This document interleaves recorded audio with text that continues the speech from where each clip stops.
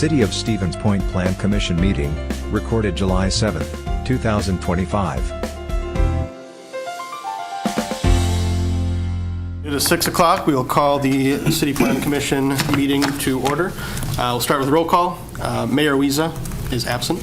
Alderperson Kneebone? Here. Commissioner Artson? Here. Commissioner Beacom? Here. Commissioner Moscoviak? Here. Commissioner Rice? Here. Commissioner Schuler? Here. Perfect.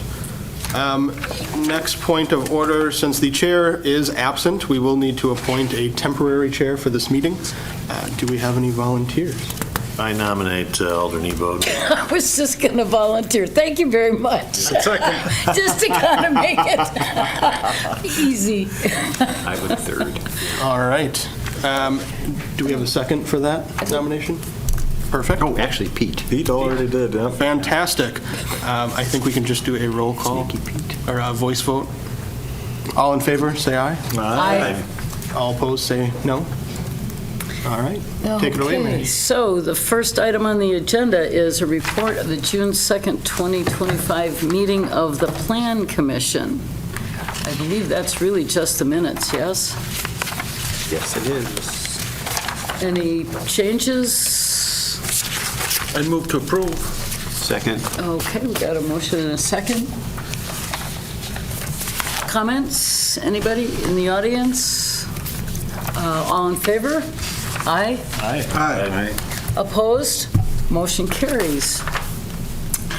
Item number 3, a request from the City of Stevens Point to approve a right-of-way plat and relocation order from Briggs Street to Franklin Street as part of the Business 51 Street Reconstruction Project.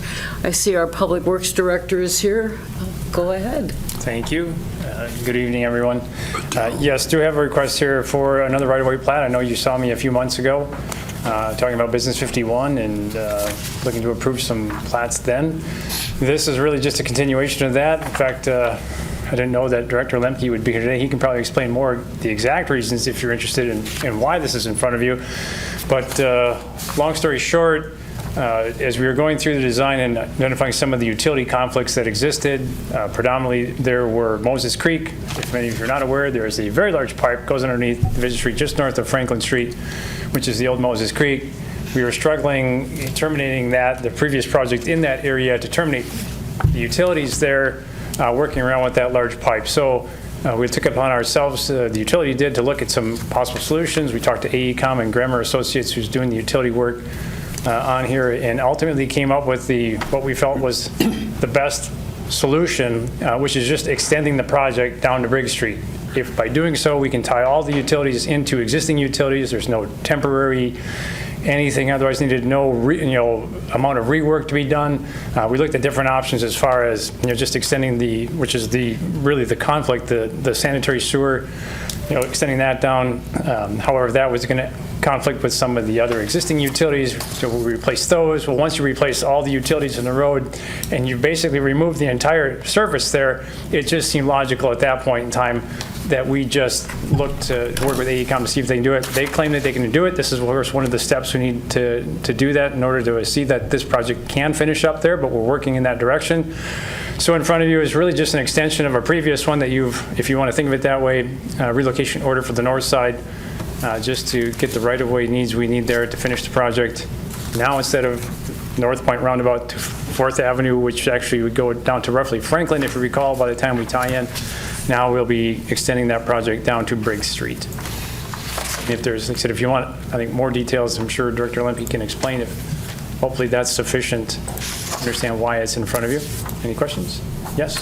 I'm assuming all of the tables match all of the drawings. I asked them to double check. I had our city surveyor talking to them and working through to make sure that, and my understanding is yes. Now, I could come back next month and say, but to the best of my knowledge, yes. Well, I have high confidence in the entire process. Thank you. Staff report or no staff report.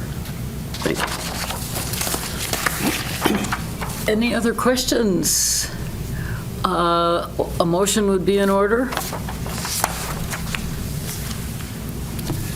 Well, there wasn't a staff report to indicate what the motion should properly be, so I was wondering if we could have any insight. It would just to approve or recommend approval of the, Yes, just Request. recommend Right-of-way plat. relocation order and right-of-way plat. The request. so moved. Second. Okay, we have a motion and a second. Any other comments or questions? From the audience, comments or questions? I don't think we have anybody online, do we? We do not have anyone online. Comments or questions from anyone online?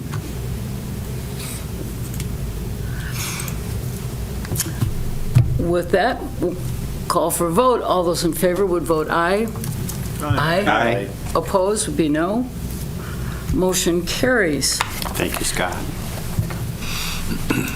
Item number 4, a request from the City of Stevens Point to acquire the property located at 1909 Cypress Street.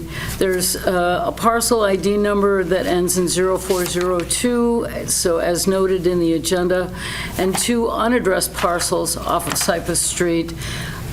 Again, 2 parcel ID numbers, one ending 0303, one ending 0403, and the complete parcel ID is listed in the agenda. Before we start, I have to say something about this request.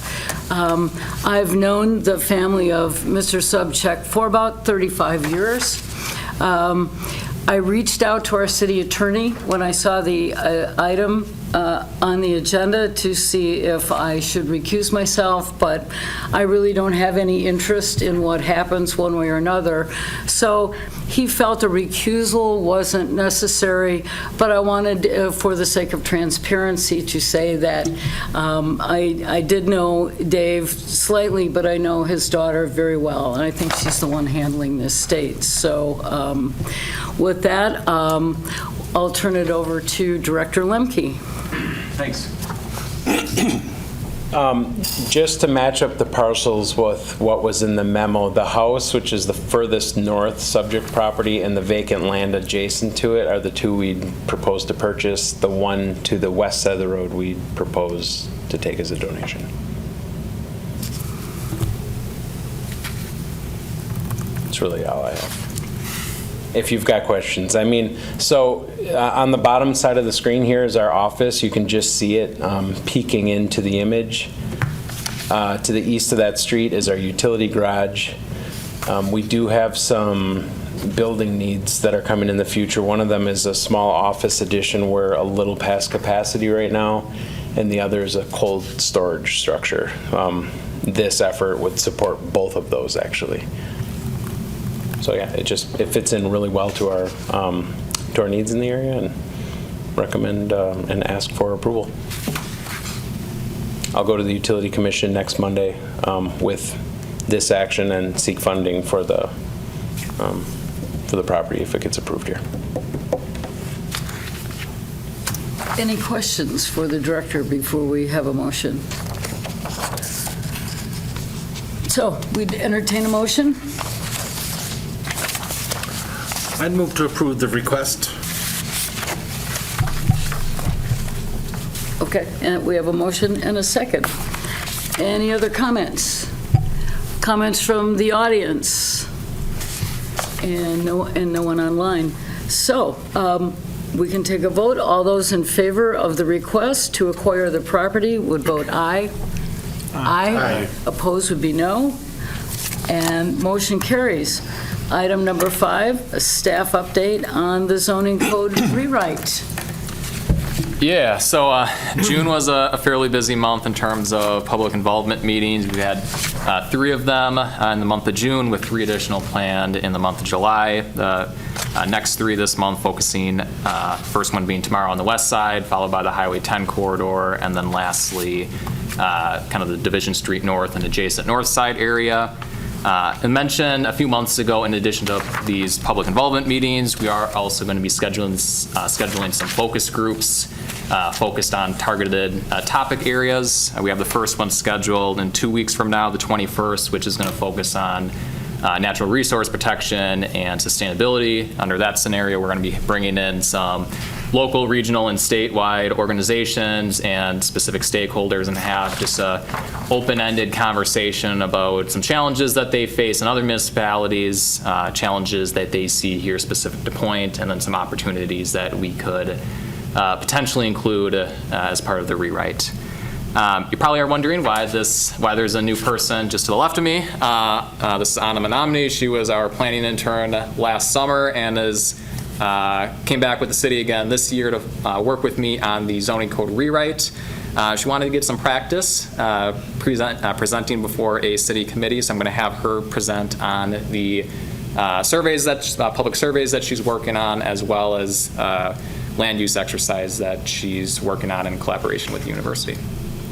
Yeah, thanks. So I'll keep it brief, so one of my projects, as Adam said, was working on some community-wide surveys that focus on a variety of different topics. Our first survey that we sent out was a housing survey that currently is live until July 10th. That focuses on topics such as housing needs within Point and some desired changes that residents would like to see within the community. The next survey that I'm working on right now is focused more on transportation, and that should be live in a couple weeks from now. So kind of think about the half-day workshop. So that's going to be a community half-day workshop with the Center for Land Use Education at UWSP. So I'm working with staff, with CLUE staff to educate the community on land use and zoning issues topics within the community. Any questions? We'd be happy to take any. What's your response rate so far? Is it looking pretty good for the housing survey? It's a mix, I'd say.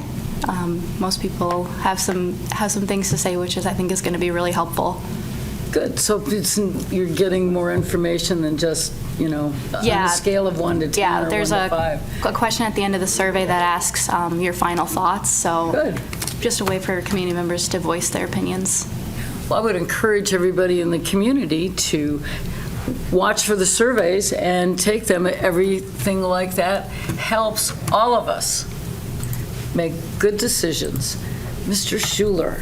You mentioned in the staff report that you're happy with the participation and the topics covered and brought forward.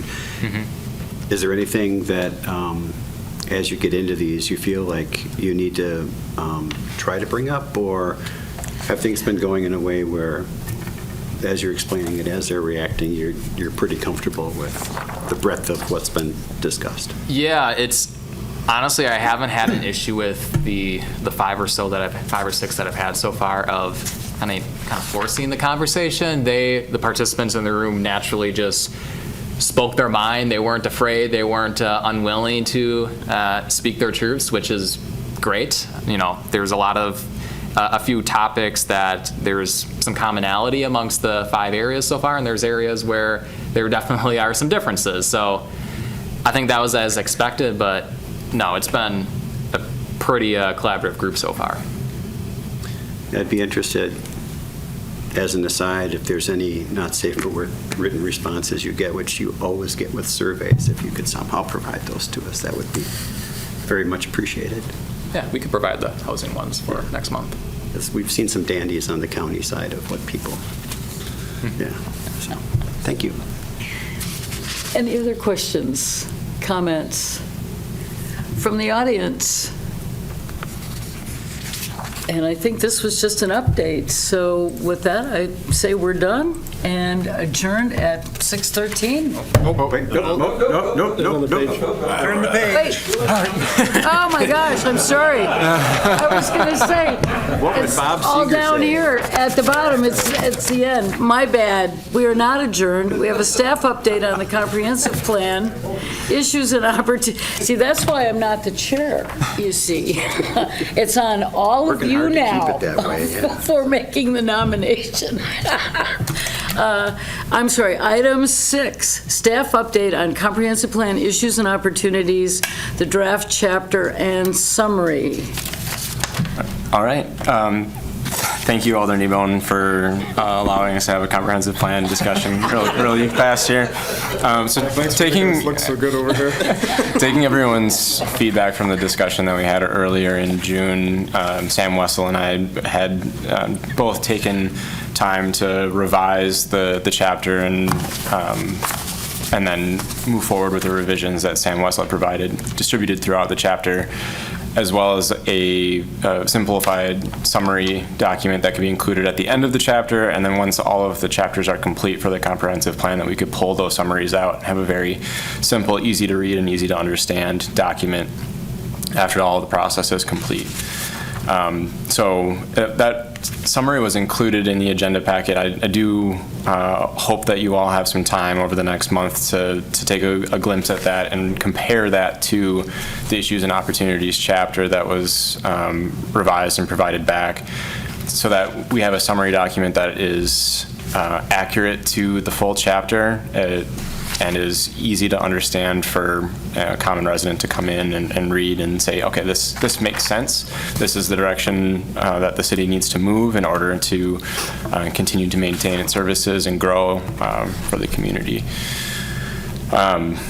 I think there was a request from the commission to also get the council's approval that this is the format that we hope to have moving forward for all of the chapters. So we will be presenting the second draft that's included in the agenda packet, as well as the summary document at Common Council later this month for an initial review and input from all alders. Sam and I have worked together on a survey for the public to have after reviewing this chapter to provide additional input. You know, the Issues and Opportunities section does point out a couple of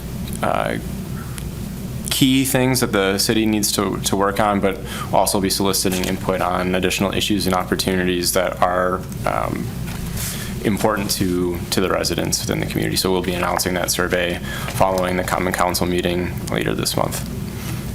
We do have the draft of chapters 2 and 4 available that we will be seeking some input on from the city directors before we bring back to Plan Commission and schedule that next meeting with you all for your review of chapters 2 and 4. Questions, comments? You pointed at me. Kind of this direction? Why, yes, I do. I thought I heard you say earlier you had if a I question. may. I guess one comment I have, there was a lot of discussion at the special meeting and a lot of different topics. And I guess one way to go about differences between drafts is to do a strike through and underline between drafts so that you can easily reference what was there, what's out, and be better able to ask questions. And I don't know if that's a possibility. I know that it's been, kind of a standard practice for a long time, but it's not the only practice. And I'm not saying it needs to be that way, but just for ease of review.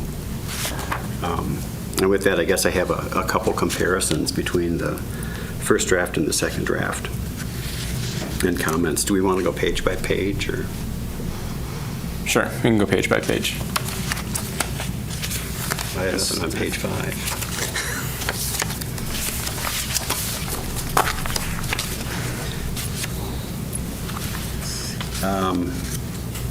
Page 7, I guess, is one of my first questions. There is a summary of public participation activities and a summary of public input section. And I was wondering if we could make the summary of public participation activities an appendix, because that's going to get pages long by the time it's done, because it's going to be a catch-all probably for the entire process. And if the summary of public input could be changed to be a description of the public participation process that the city adopted, so that it's right there up front in the document so people can understand how they were anticipated to participate, and then they could check the appendix for actually what happened for those. I don't know how the other commissioners feel about that. Clarification. So as an appendix, you'd like the summary of public input, or both the summary of public input and the summary of public Summary of public input simply becomes the public participation plan. And then the summary of public participation activities becomes an appendix. Because I see they already reference appendices, so this is kind of a nice overview, and my guess is since it's just a list, it'd be kept pretty short, and then reference the appropriate appendices. Well, I think you're going to have 2 years' worth of activities in that box, as I understand the intent of the box. So that'd be my only concern about that. Sure. On page 7, you're saying to reference an appendix for all of the... Make that box an appendix. Yep. Yeah, Okay. make that. And then insert a nice summary of the public participation plan. And again, that's nothing we need to spend on tonight, but it's just, I think, a better flow for that particular thing, as well as identifying right up front how the city considered having people participate.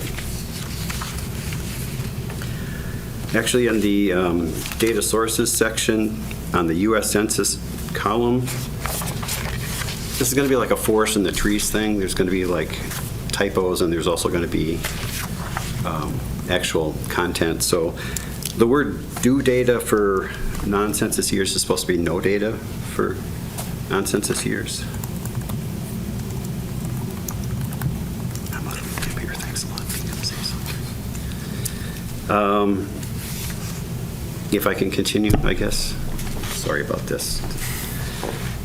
I noticed that from the first draft to the second draft, there was some of the information describing the data sources was removed.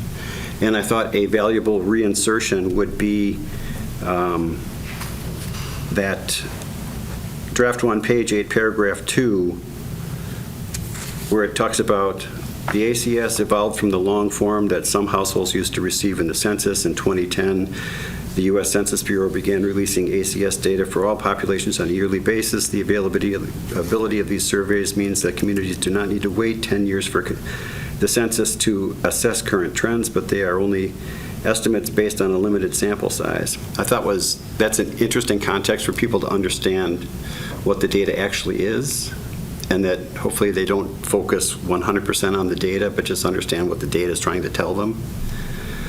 Because sometimes committees and participants, they'll get hung up on the 4th decimal point of a piece of census information when it's really not the point that's trying to be discussed. So I thought that would be a good reinsertion. And then reinserting the sentence from paragraph 1 in the first document that says, trends are generally analyzed for the 13-year period, or 13-year time frame from 2010 to 23. I think that had been removed, and I didn't see it brought forward anyplace else. And I thought it would be advantageous to let people know that that's the time period that you're really looking to concentrate on.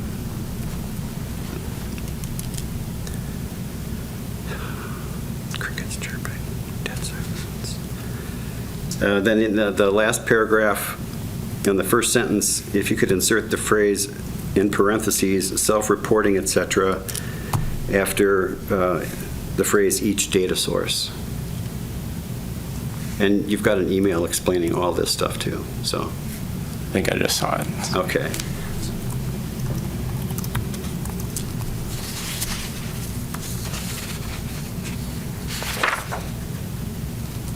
Page 8. Anybody have anything for page 7? Good Lord, okay. Page 8, the first sentence is at the top under demographics population. That's really subjective, and I think that should be moved to a summary or conclusion section later on. And just a strict reporting of the demographics, it seems a little subjective to me. And my recommendation would be that. I don't know what anybody else thinks. I think that's fair. Thank you. Line 4 of that paragraph, it says, but since 2010, the city's growth has not kept up with its surroundings. I think that's better read as not kept up with surrounding communities. Mm-hmm. Like I said, forest and trees for this. Looking for concurrence, but Concurred. I'm on a limb, so I'm just going to keep talking. Makes sense. I guess I have a question on the 3 paragraphs that make up the demographics, really. They're rewritten from 3 paragraphs down to 2. I thought the 3 paragraphs seemed to flow with kind of interesting information, and they're now minimized. Although I did like the changes to the end of the DOA paragraph. So I don't know if there's any general insight that can be given to how the sections were addressed as you went through it, because it seems like there's a lot of condensation across sections, and a lot of like comparisons to other communities have been removed. And it's fine if they are, but I was just wondering if there was a reason why that kind of writing style decision was made. And it's okay to blame Sam West. So I guess a general question. Yeah, most of the condensing that had taken place over the course of the document was led by Sam Wessel to take in the feedback that was received at our last discussion. And I can ask Sam for a narrative that we can circulate back to the Plan Commission. Okay, and again, it seems to be okay, but I'm just curious, if we're endorsing the work that's coming forward, it would be nice to kind of know the logic on why it changed when part of it wasn't like a consensus that it should be changed. Sure. And again, it's not bad that it was, but I'm curious about the logic, so when we go to vote on this, we sort of understand just what everything is. In the population projections paragraph, if you go to line 2, it says, they don't factor in a large shift in inbound immigration. That seemed, again, kind of strangely subjective and unsubstantiated. So a possible shift in inbound migration I thought might read better.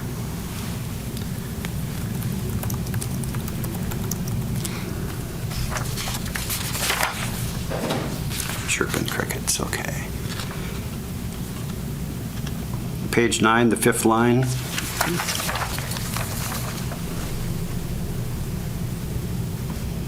It says, there has led to more Americans too.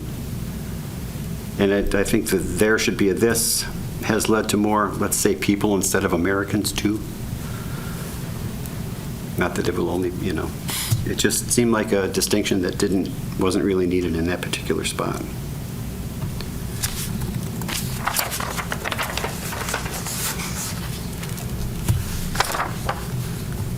Page 10, paragraph 1, line 3. It says that, and the older group is retired. Again, it's a picky point, but I think they're likely to be retired. They're not all going to be retired.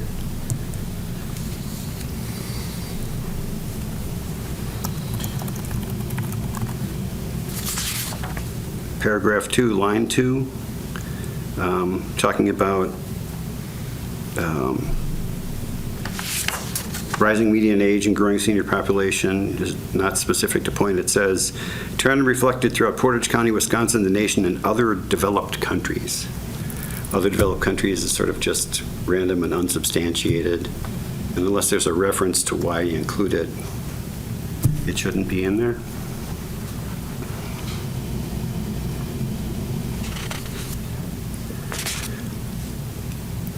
The developed or the developed countries shouldn't be in there. So just the and other countries? And other developed countries. Right. It's just kind of random. So nix the whole thing. Unless if they met counties. I'm not sure of undeveloped counties unless you're up north. Rural, they may be using the wrong terminology there, census terminology. Rural That's a That question. was included as other developed countries. We can strike that. Okay. There we go, okay. And again, curious about the 3 paragraphs on pages 10 and 11 being condensed to 2 paragraphs. Just that previous general question on and what was the thinking behind the condensing it.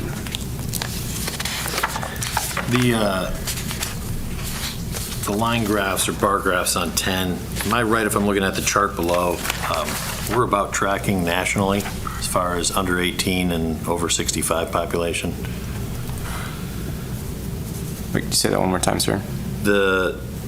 As far as what we've seen from 2010 to 2023 in those two categories, so your minor under 18 and 65 over, it's roughly the same as what we see nationally, correct? From the city comparison to the national comparison? Yeah. You're saying? I guess you could say that. I think there's a bigger shift downward in the population under 18 from 2010 to 2023 in the city compared to the country itself. But the population rise in 65 and older from 2010 to 2023 is closer. Okay, that's fair.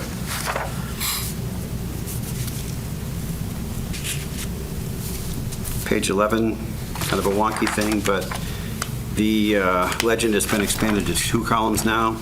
And just for formatting, if you could go ahead and just center and row height both those columns, as opposed they're a little askew. One looks like it's center, one looks like it's up, so apologies.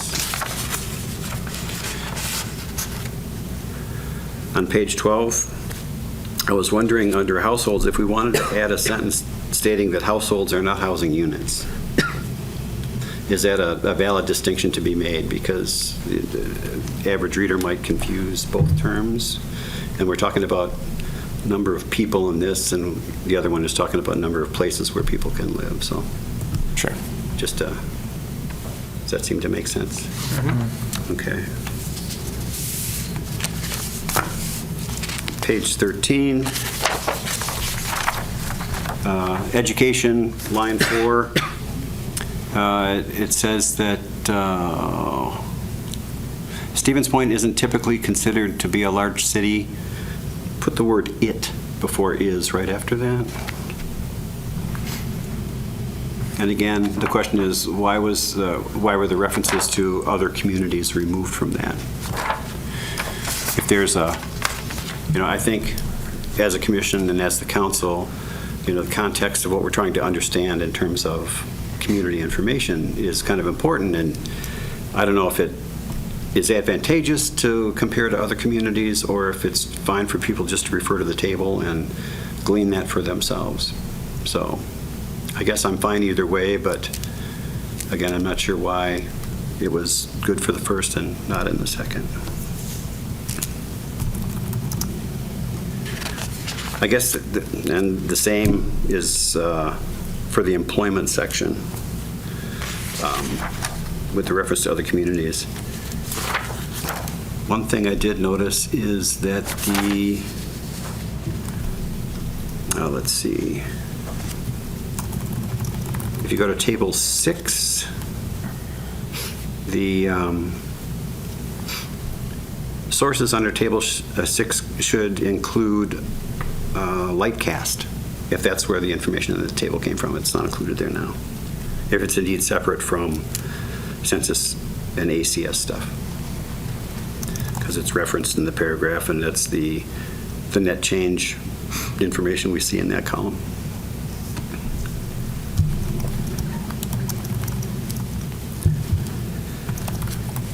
I guess in the last paragraph, it talks about Point having, again, a large percentage increase in medium household. And my general question, without any insight into it myself, is could the increase in Point's median household income simply be because Point had been so low in comparison that the increase was artificially bigger? I know you mentioned that in the, there was an increase in, I think, the village of Park Ridge, that it was mentioned that, well, because there's such a small sample, just adding a small amount would lead to a large percentage increase. And I just rhetorically asked, is that the same point with the median household income? And then in the last line on that page, it says the cost of living is also 0.4% lower than the national average, and I don't think that was ever mentioned in a table or anywhere else, the actual cost of living, or did I miss that? I'll have to verify. There might have been another paragraph that was adjusted. I believe Sam had mentioned that in a prior paragraph. It should tie back to something, I guess, that is referenced information for the sake of the document. And then last and not least, we go to page 15. Actually, at the very bottom of the page are the words "this reflects." And so I was wondering if those two words could be lumped in with the information for the rest of those two paragraphs and the summary to create a new section called conclusions. And that information in those paragraphs could be reworked, because I think if you have conclusions, that's where we can make more general statements and opinions based on the previous background facts. Some of those are subjective statements, and they should generally not appear in a facts section, but they're valid for, this is what we saw, this is what we understand, these are some of the conclusions we draw, and I think that sets up the council to be able to say, okay, we read through this information on issues and opportunities, and these are the conclusions we've come to, and it will set sort of a larger working space for the chapters to come. Just a thought. I think it's a reasonable thought, yeah. Sure. I think we can make that adjustment. In our revision for this chapter, Sam was trying to integrate a lot of that information into the subsections. We can rework that to pull back a conclusion section or something similar to keep that information all in one space, since it is subjective. I think we were trying to incorporate Commissioner Moscoviak's input on, I guess, the three steps or the three, justifying points. And Sam wanted to include that in the separate subsections of the chapter, and we can pull that out to really keep the conclusions the more subjective, or this is our opinion of the findings or the data. Yeah, because that initial sentence, and I think back in the early sections where I said it kind of didn't belong, that'd be a good place for it, because what it stated was, I think, a reasonable conclusion based on all of the stuff that followed, right? Yeah. So whatever you guys can do with that would be great. Yeah, I guess I'd chime in there a little bit and support. I think part of what Jeff's getting at is when I do reports, I like to keep the first part, first the methods, what did you do? The second thing, what did you find? Here are the results, and just keep it cold and short and sweet. And then when you get into like the evaluation or the conclusion sections, that's where you can start tying it together and using things like adjectives and things like that, putting a little bit of spin on it. But keep those out of the data presentation side of things. I was chastised by a lawyer early on in my career. Pete, you know what that is? It's an adjective. Don't use them. But you can tie them in when you kind of get to subjective and giving your opinion. And Jeff kind of commented on that in a number of places. So I agree with that approach. And I think the conclusions can't help but be subjective but informed intuitively by what the facts are. Right? And that's where the evaluation section can come in. Here are the data. This is your take on it, and then the conclusions based on that. And that's kind of where you can work in your subjectivity or swaying, trying to put a persuasive spin on the document, which you probably shouldn't do, but it's going to happen regardless. I think an accurate and useful portrayal of the facts, Pete. I think that's what that is. That's what I said, isn't it? Yeah, I think so. I think so. I guess, and for this going to the council, I'm hoping that the council, if any of them were here, I don't know if they are. We're here. I'd like to think that this can be taken, discussed, and simply said, wow, okay, good first draft. We understand where this is going. Put it on a website, no action needed. Certainly any feedback given back to the Plan Commission about what's maybe not in or things that could be useful if discussed, that type of thing. So that's my hope for how this can work, because it's certainly not for adoption, but it's just to get it out there, get a nod from the council that, okay, we understand what's going on, and this is useful for us, and if we can do anything more useful, they'll let us know. Yep, that sounds perfect. I think that's what our intent was, to present it later this month, and then we will ask the alders to share the survey throughout their districts. That will, again, solicit more input from their residents to take that a step further. Excellent. Appreciate it. I appreciate all the work. I think it's great.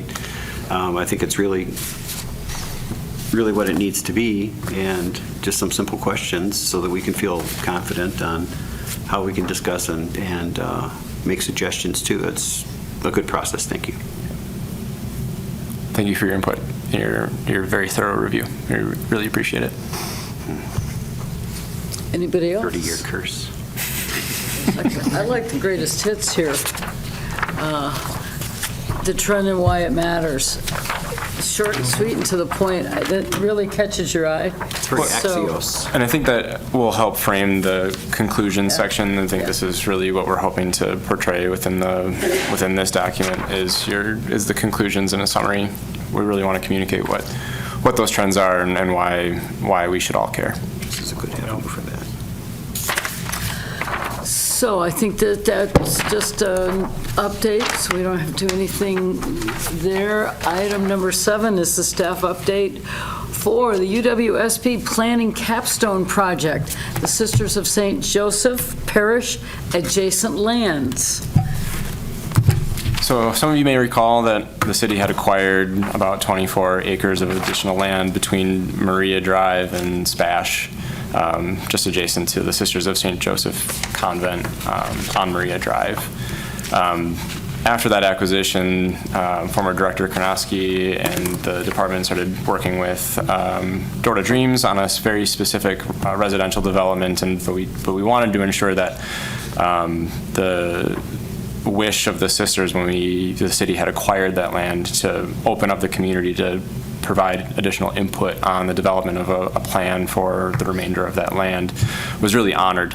And so, thankfully, Anna Menominee was part of the class that was able to participate in this process to help put together a conceptual plan for the land, I guess the remaining 20 acres of that parcel. And so before you is the result of a full semester's worth of work that several students within the planning program at UWSP were able to put together over the course of the spring semester. They were guided by the Sisters of St. Joseph themselves, the Door to Dreams organization, and then city staff as well to provide background information and input on a report. They did a fantastic job with the information that we were able to give them over the course of the semester. So before you is the final report that they had provided us, including recommendations for a section of residential land on the parcel, and then some recommendations on recreational amenities and resources for that particular area, especially given the wetlands on the northern half of that land. So we're really thankful for Anna and all of the students who were able to participate. The charrette process that they led, bringing in I think over 50 residents to have a very active role in designing and providing input on the land, and the plan for it was phenomenal to be a part of, and we had a lot of positive accolades from residents for their work.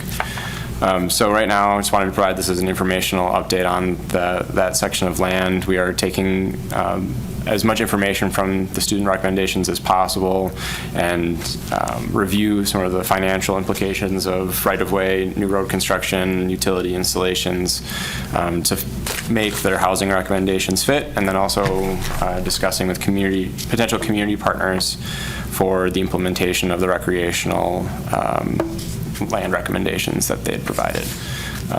Again, very thankful, and it's been a lot of fun now to take the work forward and to start discussions with school districts and North Central Conservancy Trust, and as well as working internally to put together a subdivision plan for the residential parcel.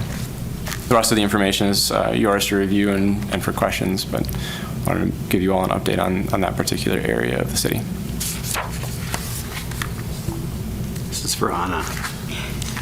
So it's a really good report, and thank you for all the work that went into it. So it was obviously a lengthy project, and I guess for you personally, in terms of understanding projects and the human nature of teammates, which is probably a certain percentage disappointing, but what did you get out of it that you feel like really helped you as you move forward? You think about planning, and what did this do to help prep your expectations for getting into the field? Sure. I think it did. I think it did a lot for me, actually. Just in terms of, we started the semester project. We had known our advisor for like over 2 years of working with him in different courses. So he knew us all pretty well, and he knew that if he told us what to do, we could easily do it.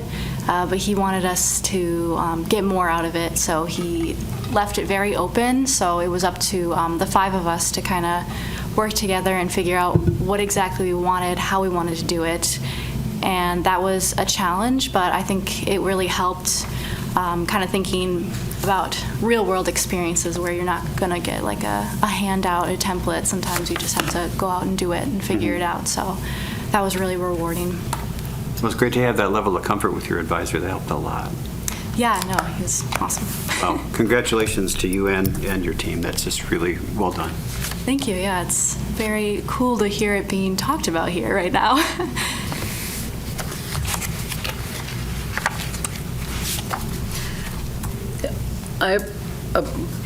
As the director knows, I've been concerned about the wetlands and what would happen out there. I think what you guys have put together really honors the space. So thank you for that. Thank you. Good job.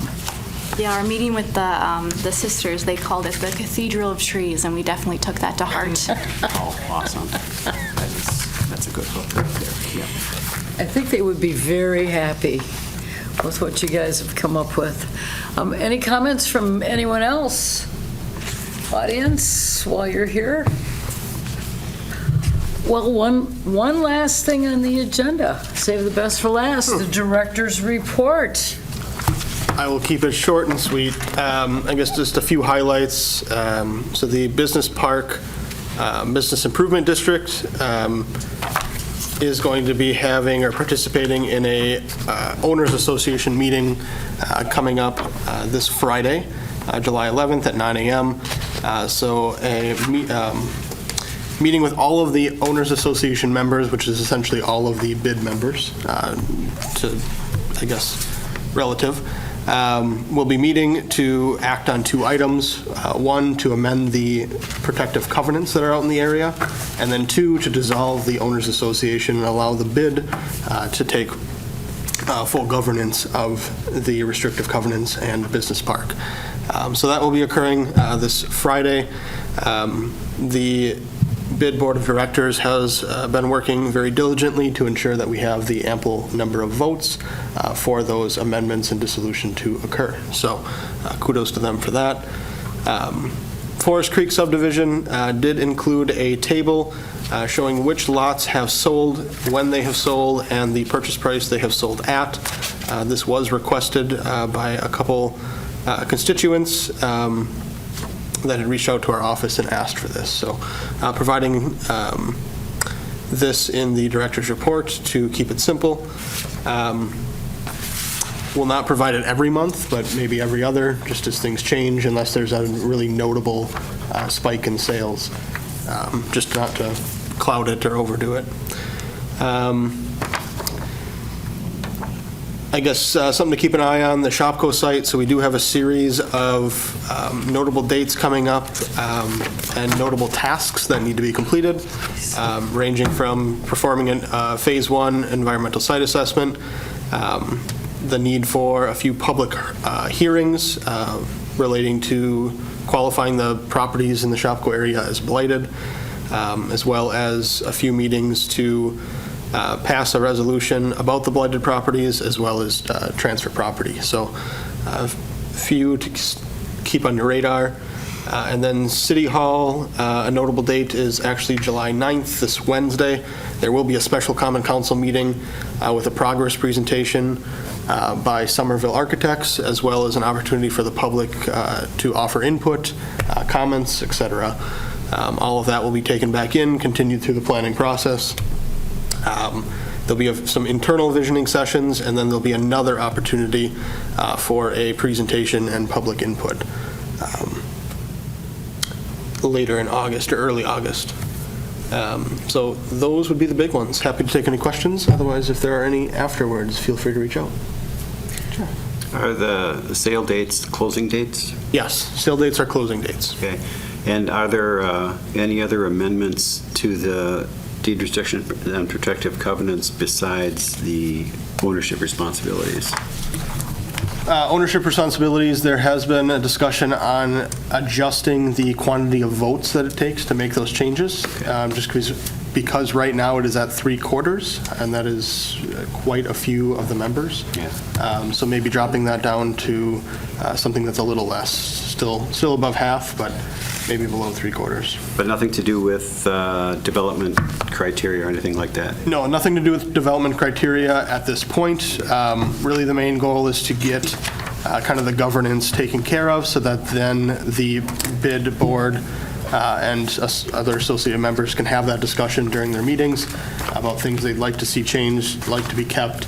And then we also plan to talk with them more through the zoning code rewrite to see if there are items that can be removed from the VRCPs and put into the zoning code specifically. So that discussion will be had into the future, but not at this meeting.